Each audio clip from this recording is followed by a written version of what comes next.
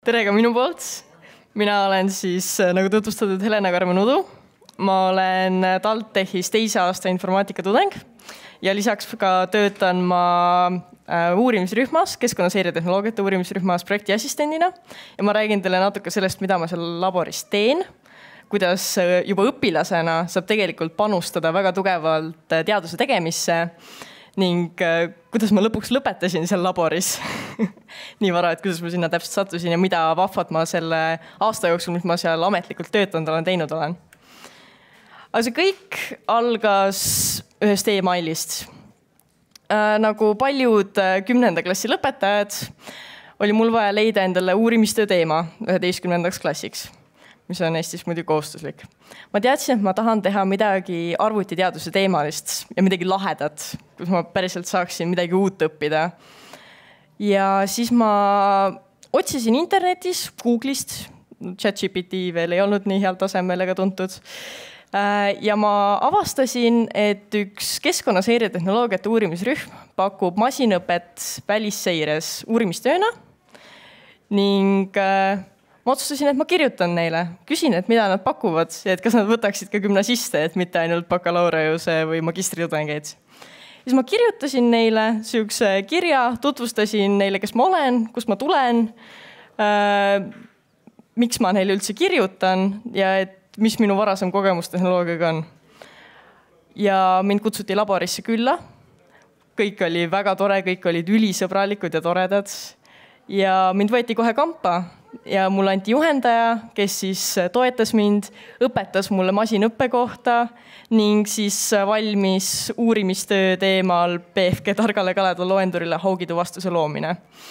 See on niisugune mõnus suutäis, aga põhimõtteliselt on tegemist targa kalakaameraga, mis siis suudab kaamera pildi järgi ära tuvastada hauge. Ning sellest on siis saanud põhimõtteliselt minu igapäevatöö nüüd. Aga kui ma ülikooli tulin peale gümnaasiumit, siis ma kirjutasin uuesti sellele professorile, kelle juures ma olin teinud oma uurimistöö ja küsisin tema käest, et kas mul oleks veel võimalik tema laborisse tulla. Siis ta vastas mulle, et muidugi, et me räägime. Sama professor on seal selle kalakaamera juures praegu ja tutvustab õpilastele seda meie vahvat projekti.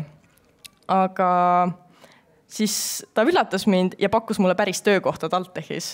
Ma olengi päriselt TalTechi tööline ja leping silmiti siis 6 aega peale seda, kui ma ülikooli olin astunud. Et see oli sihuke mõnus, meeldiv üllatus minu jaoks. Aga mida ma siis täpselt teinud olen? Mida ma siin väljas tutvustasin ka mõnele inimesele, kes siin saalis istub, oli sihuke vahva asi nagu millimallikate projekt.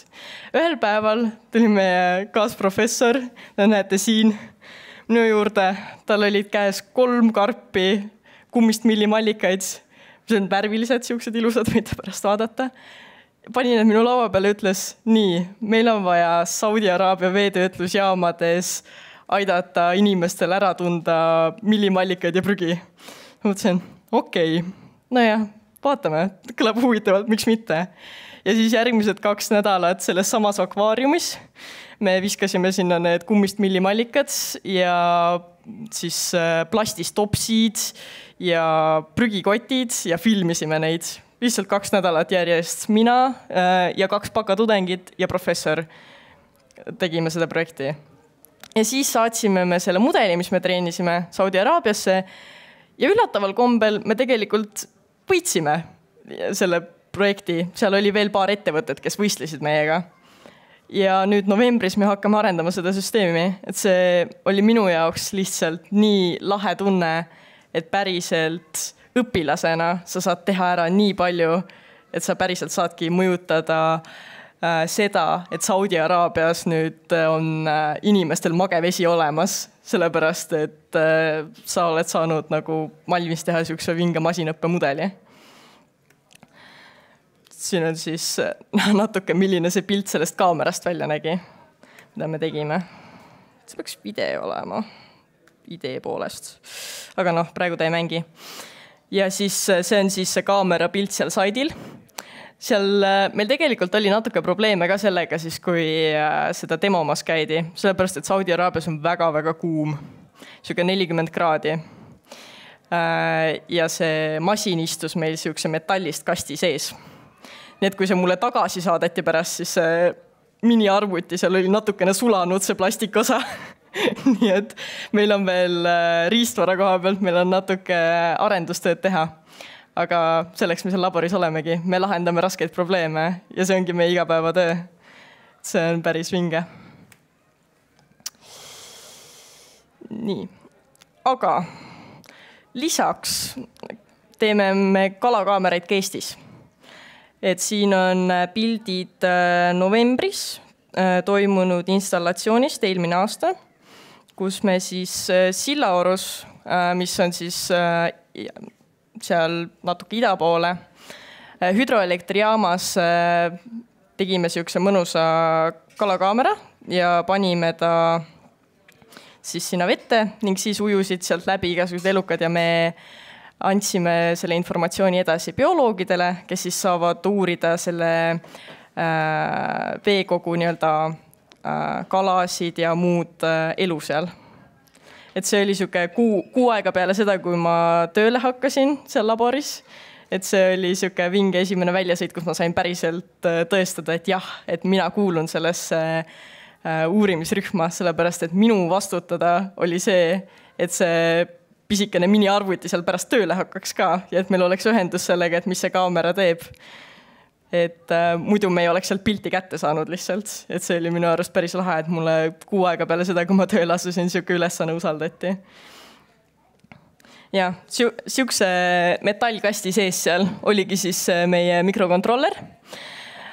Aga meie kaameratesse satuvad ka muud loomad ja elukad peale kalade. Nimelt siin on meil üks kobras, kes otsustas ronida sinna kalatunnelisse, sellepärast, et ta sai aru, et kalad ujuvad sealt läbi ja sealt on neid võib-olla lihtsam kätte saada.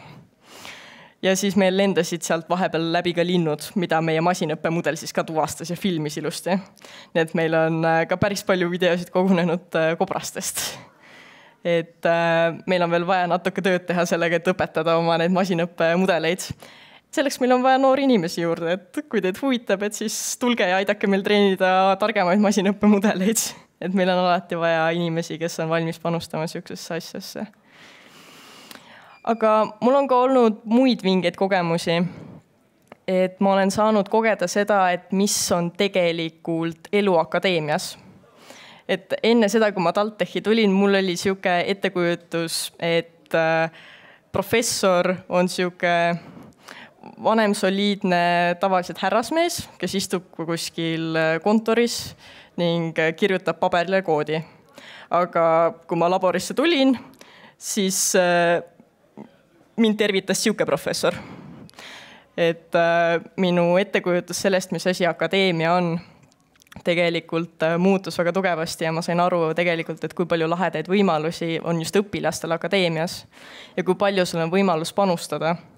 Et siin on pildi peal üks doktorant, kes lõpetas just aasta aega tagasi ja tegi uurimistöö nii-öelda siis fluid dynamicsi kohta ja seda oli väga huvitav kuulata. Ning meie laborid teevad ka väga palju tööd nii-öelda inimeste harimise kohta, et mis võimalused kõik akadeemias on, et ma olen saanud osaleda väga vingetel, näiteks siin on bakalaureuse magistrikraadide tutvustusõhtu, kus õpilased siis saavad tutvuda nende võimalustega, mis ülikoolis on. Et see probleem, mida ma olen avastanud ülikoolis, on just see, et see teadus kuidagi ei jõua õpilasteni. Ning selle nimel on vaja tööd teha, sest õpilastel on nii palju, mida pakkuda uurimisrühmadele, just oma vaatevinkli mõttes. Et meil on küll teadlased, kes on väga targad ja neil on väga palju teadmisi just oma eriala kohta, aga õpilased tulevad sellesse maailmasse täiesti oma erilise vaate nurgaga, mis aitab väga tihti tegelikult lahendada probleeme just efektiivsemalt, kui võib-olla isegi teadurid oskaksid.